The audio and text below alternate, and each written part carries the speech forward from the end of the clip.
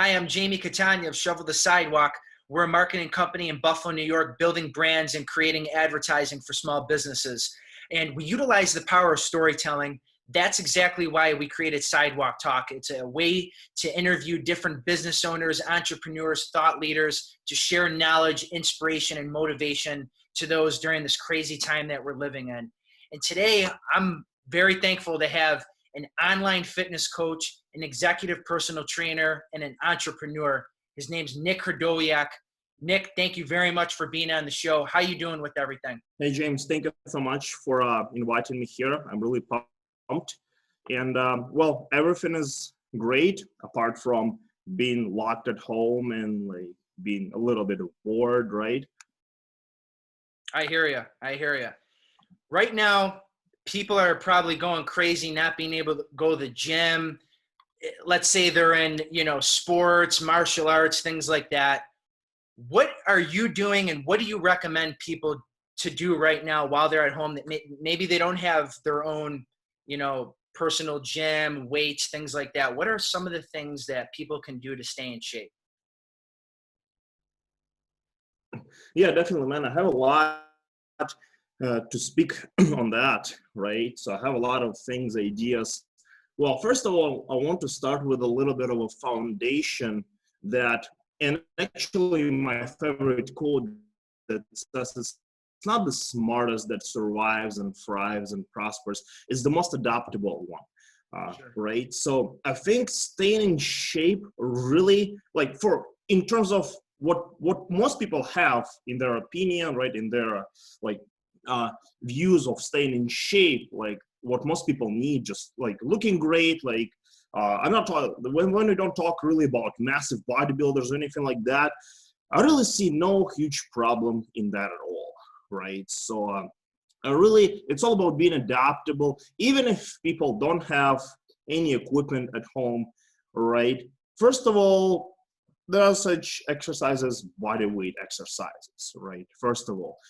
Second, yes, you're sort of limited with body weight stuff, but there are always items and things at home that people can use, all right? But Sure. just not a lot of people are aware of that, right?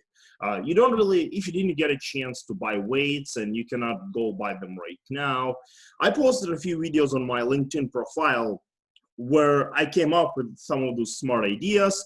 Like I even went a little beyond where I was squatting with my wife, with my dog. I know not a lot of people can do that, right? But a simple example I gave is just a small bucket with books thrown in it, and you can do some rows, so like side laterals, a lot of stuff with it, right? So for most people, for how 99% of people see it, for those people, it's going to be more than enough to stay in shape. In addition to that, I think training at this point is only 30% of the solution. What is happening now? People love to eat. People stay at home, they're bored, and I'm guilty of that too. I'm not a perfect person, right? But most of the weight gain will mostly come not from like not working out as much as people used to, right? But from eating a lot, and mostly eating junk food, okay? And actually, third point is from a lack of activity, right? I think it depends from countries to countries, but I heard some people are still walking and jogging outside. You can at least do that, right? Sure. So the recipe is keep your nutrition.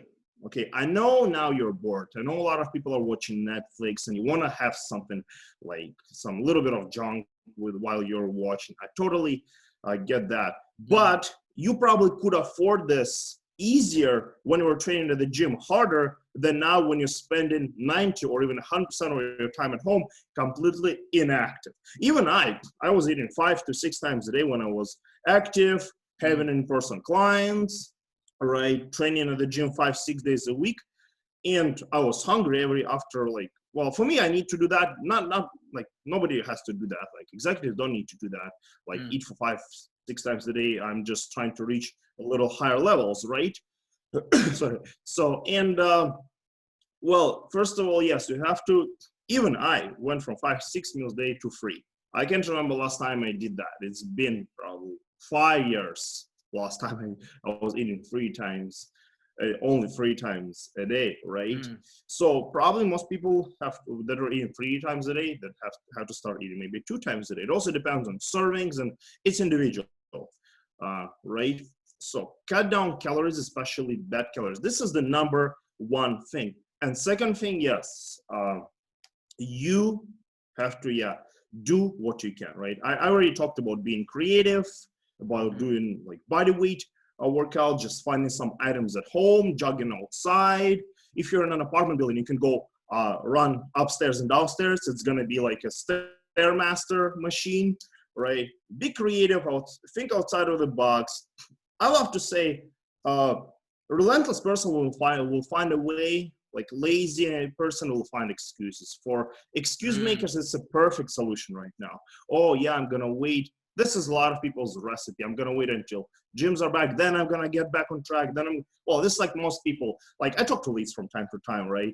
And for the thing with a lot of executives is that biggest objections are not even money, right? It's I have this project right now going on, I have this and this, and when this is over, then I'll start taking care of my health.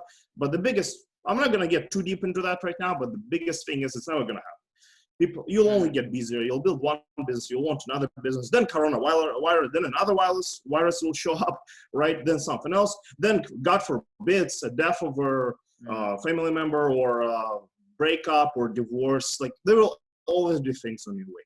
Sure. It will only be getting worse, right? Trust me. So, and what I can also, getting back to our main topic, what I can also add to that is I know it also depends on where you are, if parks are locked down or not, but there are some small parks in smaller areas that are not locked down, where there's no people, where there are pull-up bars, dip bars, right? And you can use that too. I just posted a workout, street workout yesterday. I saw that. Right, and there's a lot of, when you have, exactly, right? So just these two things already, people just think it's just pull-ups or dips. No, there are a lot of things you can do with it. And the ones I posted yesterday, like body weight rows, it's just maybe 30% of other stuff that I can post, that I'm planning to post in the future. I'm just not getting everything in just one thing, right? I want to give people chunks of it. You can try it, right? And experiment with it, right? I mean, at the end of the day, there's so many different things that you could find within the house. You could do the old school stuff like push-ups and sit-ups, something just to, burn some calories and release stress. It's not just about looking good. It's also about feeling good. So I'm glad that you brought that up. Again, some people don't have the ability to go to the park. They might be afraid to with germs and stuff like that, which is understandable. So it's about finding those household items. So I'm glad that you brought that up. I'm hoping to go into now your journey as an entrepreneur. Me and you had connected on LinkedIn a couple of months back. It was sometime last year, maybe like October or November. Does that sounds right? What has it been like, having your business, sharing these videos on how to stay in shape, and then utilizing something like LinkedIn to help those worldwide now, because we're not just connected by, the area that we live in. We have the power of technology. What has that been like for you? Well, man, it's been a pretty rough way, and a lot of years, I'll be honest, were just wasted, right? And most of the time that was wasted, and money that I wasted on ads, on Facebook ads, on Instagram ads. I started with Instagram maybe like 2 years ago, right? Okay. Back then, I had no idea how to do things. And just like most guys, most fitness coaches, I had no idea what content to post. I didn't have an idea that content should be high quality, right? I didn't have an idea what brand is, of what your brand voice is, of how to write a copy. I was just posting random stuff, completely random. Like, no wonder I had no clients, right? So nobody is coming, or I had very cheap leads from more underdeveloped countries that just beg for help and cannot pay the money, right?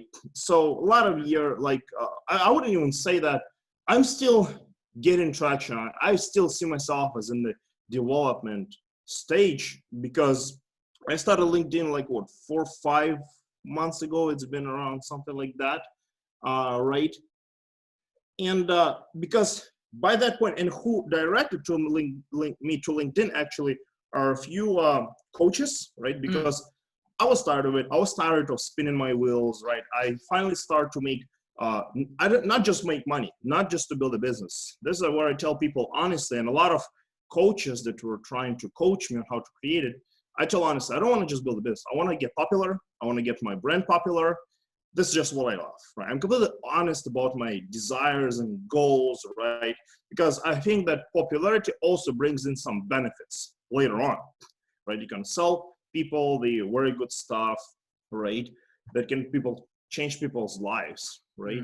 So I was tired of it, and I decided, screw it. I have some money lying in my bank account. I'm just gonna try to hire a coach. Well, first coach I hired, honestly, just softly speaking, not the best thing, right?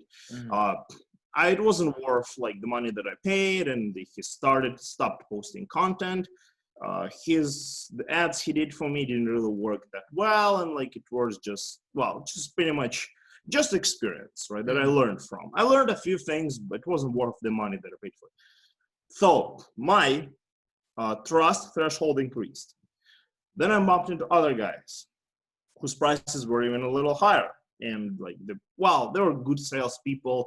They're like, those guys were pretty decent. Okay, and those guys directed me into LinkedIn. They said, LinkedIn is the thing, especially for online fitness coaches, because first of all, it's not as crowded. It's not as oversaturated with coaches like Instagram. This is why Instagram for me is pretty much that. Unless I have $10,000 to spend on ads there, probably in the near future, hopefully, right? Then I'll probably get back to it. And they guided me. They told me how to create a profile. There are a few things that I wish I didn't start doing. One of them was, and he probably was one of those people, like start getting cold messaging to people when you have no credibility yet. I wasn't, like, do you get those Bitcoin guys or Forex trading guys that add you as a connection, empty profiles? I can make you thousands of, this is the most, I don't know who still falls into that, right? I just make fun of them all the time and then they block me. So I wasn't that, but I was similar, right? So I realized that they coached me to do things like that, and I could get a few people on board this way. But, well, honestly, I'm trying to now think from a customer's perspective. There's a guy who adds me, he has 100 connections, just started posting content, and then the content was it was okay, but not as good as now. Okay content. Well, he has a website, but I would be skeptical, right? Right now, when I get coaches offering me to work with them, and their rates are like 5K or 10K for a boot camp or something, I'm like, okay, show me the credibility or any guarantee. Like perfect example is Shay Bottom. If you know her on LinkedIn, she's amazing. To her, I would pay $5,000 because she has that credibility, right? But to a random guy, never. So those guys guided me. Lots of things are still, like 80% of stuff is still accepted from them and still using to this point in terms of how to write a copy, right? And all those things, right? So then I stopped working with them in a few months.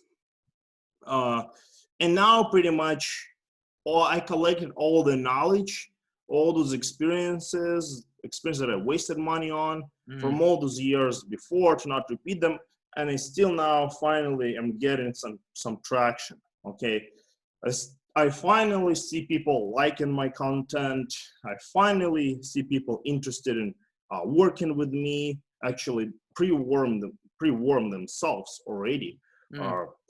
Right? I can see my LinkedIn profile growing, but not only following, but engagement. Like following, I tell people, is just the number.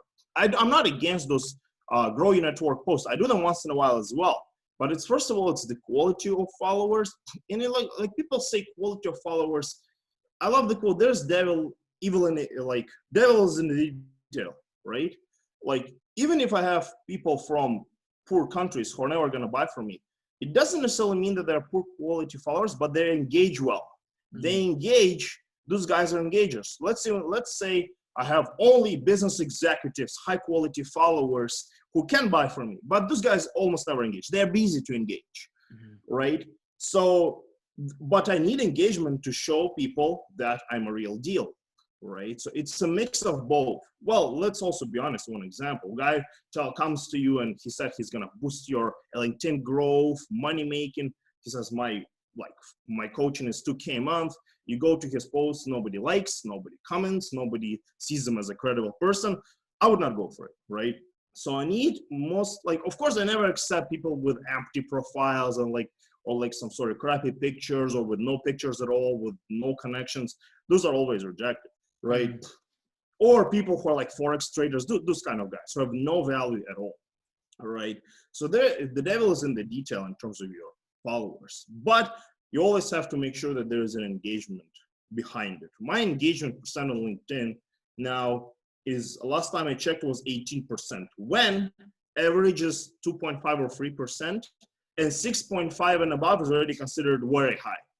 It jumps up and down, but it jumps between 6 and 18% with mine. And for me, the goal is to maintain it, see the growth, right? And now, yeah, I'm getting some traction. Now people are pretty warm coming to me, even when I sometimes bump into like high quality leads, right, for business executives, right? I can even do some lead messaging to them. They always go probably check your profile, to website, which I also optimized, by the way, during that time pretty well with the video testimonials and everything. Okay, they are going to be more likely there to get them on board, right? So, and in terms of my future goal, that's how it's going now. In terms of my future goals, they're pretty simple. Develop my brand, get the brand out there to those people, my target market, first of all, so that then they spread the word, and probably over time, I'll spread to other niches, right? My rates will not change to work with me or one-on-one, but as influence grows, as following grows, as fan base grows, I'll start doing online programs, ebooks, paid ebooks, right? Like a lot of guys do out there who already have a website, tons of website, organic website traffic, right? Get the brand out there. Or of course, my rates to work with me one-on-one will be growing over time as well.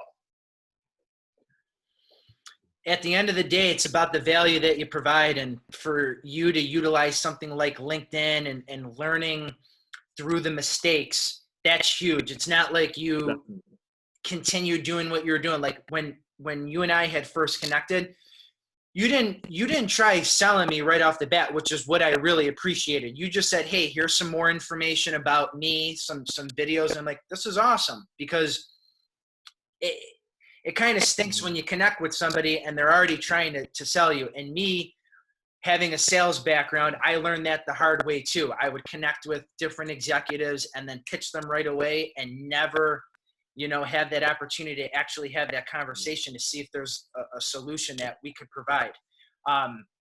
Being in marketing now, it's the same way. You're selling invisible, intangible services. So with LinkedIn, it's about providing that value. And with you, you're always sharing shorter videos, which, capture attention on some of the things that you're doing, some of the transformations that your clients have went through.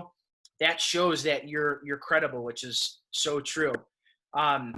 Where do you foresee your business going? I mean, you do a lot of stuff online anyways, so it might not be a crazy transition for you, working with people personally to it now being virtual. Do you foresee you using, services like Zoom and GoToMeeting as like virtual training sessions where people join together and you offer like a subscription? Like, where do you see your business going after everything is kind of in the clear with the pandemic going on right now? Yeah, man. As soon as there are new opportunities, if they show up to improve my business, to take it to the next level, to stand out from competition, I will definitely take that, right? So it's like, if it's going to be I was thinking about Zoom like get in front of a camera and there are groups of people working out.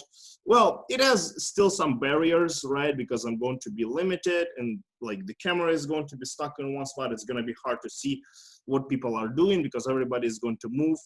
So this has some barriers to it, right? But if there are some more new technologies come up, like the most extreme example will be me and just like kind of transition for 1 hour to somewhere else to train that person one-on-one right now and somewhere else. Like, I don't think I'm not sure if we're gonna come up with something like that, but it would be an extreme example, right? I would definitely take that because it would transform. There would be no one-on-one PTs in the gym anymore, right?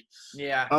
Definitely I'm gonna take any opportunities because even in a few podcasts that I showed up before, I said this in the guys asked like, how is everything working now? I said this is how it works now at the time of this podcast, but it might change in the future, right? Yes, we do Skype sessions with people. So they're called coaching calls right now. I have such thing as weekly peak performance and my mindset mastery workshops, of course, like with all this training nutrition programs for an app called my PT Hub, with all the details needed, with my own videos of exercises, right? There are a lot of features and benefits that my coaching already has that other coaches don't do, because other online coaches are just, all they do is just like nutrition, training programs, maybe coaching calls, nothing else, right? With me, it's also like a support group for all my clients, especially that's good for people who are intimidated and they need support, right? It's 24/7 support with me. Like I said, mindset mastery and peak performance workshops, exercise execution analysis, right? In my higher package, this is a feature. This is how I try to sort of be there. If they have problems with any exercises, just send me a video of them doing it, and I send them detailed report of what needs to be fixed. Or if the form is really bad, I send them a video of myself doing it, right? With a voiceover on a video to explain exactly in my real details, right? What has to be changed to take a person's exercise form to perfection, right? And a lot of like other things we do, like check-ins, right? Check-ins is one of the biggest part of this, because it's not just about training and giving people training programs and nutrition programs and so that they go and do it. No, it's called coaching, right? Coach is a perfect example of a coach. Is, let's say you see a basketball game and like there's a Michael Jordan's coach and he's like yelling, yeah, do this, do that. He is worried about him. He wants him to win. He wants his client to win. He wants his client to succeed. Through the whole journey preparing for the competition, he holds his hands and guides him through every single detail. So there's a total care involved in my client's winning. So for this guy, for like a basketball coach, winning would be so that his client wins, his team wins, right? For me, my client's winning would be not only a body transformation. That's why I say that everywhere on my website. As a result of body transformation and implementing lifestyle habits, it's also a life transformation in terms of being more fresh-minded, right? Feeling great about yourself, increase self-confidence, increase social status. Well, let's open up. Let's be real, right? We always look up more to people who are in shape and look great than people who are not, right? That's called social status. This is just how it works in the world, right? Not a lot of people are really aware of that. Most people live in miracles, right? Love him the way he is. A lot of people should love me the way I am.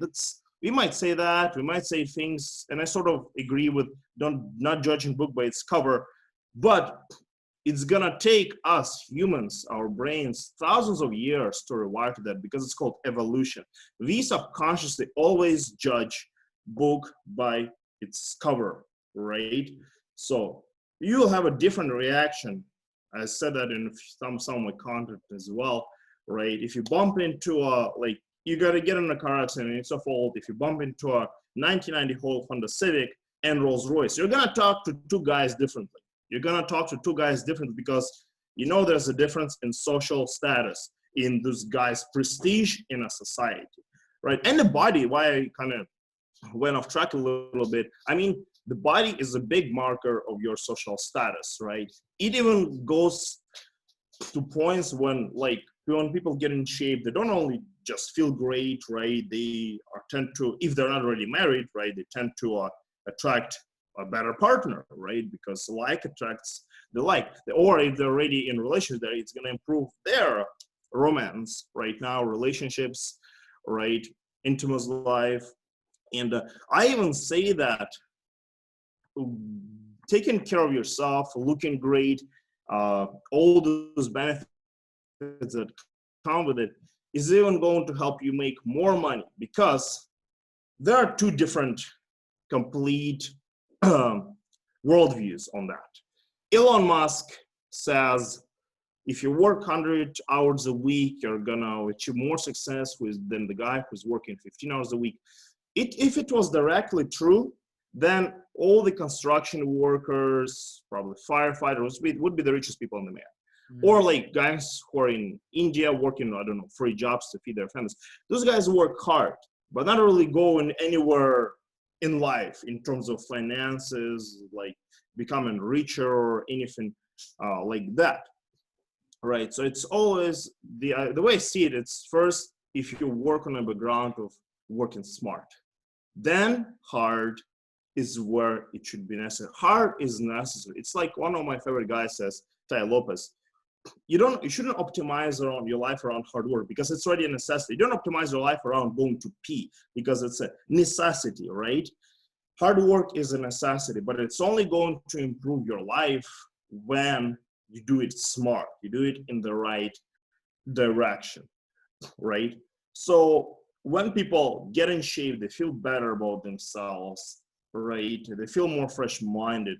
A lot of rich guys, Grant Cardone, Tai Lopez, Ed Milet, Gary Keller, the author of one book, Real Estate Millionaire. I can give you tons of examples. They always say, my health is in no way a barrier to my wealth, because I'm more fresh-minded, right? I negotiate with people better. I think better. Actually, yesterday I watched a video of an former FBI negotiator. He said, your mind is always going to work better, 33% better on a positive mindset, background of your mindset. When you feel negative about yourself, about your physique, about your body, about how you feel, about how you wake up in the morning, right? 33% is a big number. And this 33% might take you to making more money than less. That was amazing, Nick. At the end of the day, it sounds like it affects attitude, and attitude is what leads to success at the end of the day, how you feel about yourself and how you feel about others. So that was very that was powerful, Nick. I appreciate you taking the time to be on the show. What is the best way for somebody to get a hold of you? Is it just adding you on LinkedIn, or did you want to direct them to a website? I'll make sure I put it in the description for the YouTube people watching, and then on Spotify. Man, just ways LinkedIn or Instagram, right? I can see my messages 24/7 pretty much. LinkedIn, Instagram, and email. I have 2 emails. It's either nickkurdoyak@gmail.com or TrainedByNik@gmail.com, right? So it's and can you spell that out? Personal, but it doesn't. Yeah, sure. First one is NIKKURDOYAK@gmail.com, and the next one is TrainedByNik@gmail.com. TrainedByNik@gmail.com. And the website is TrainedByNik.com. Perfect. Thank you again for taking the time to be on the show. I know it's kind of late where you're at right now. If anybody who's listening or watching this has a story to share, feel free to reach out to us at shovelthesidewalk.com. You could stream all of our podcasts on there, whether you're on YouTube, Spotify, Apple Podcasts. We have this as an opportunity for people to share inspiration, information, and motivation to those, especially during this time right now. Nick, thanks again, and you have a good one. Awesome, man. Thank you so much.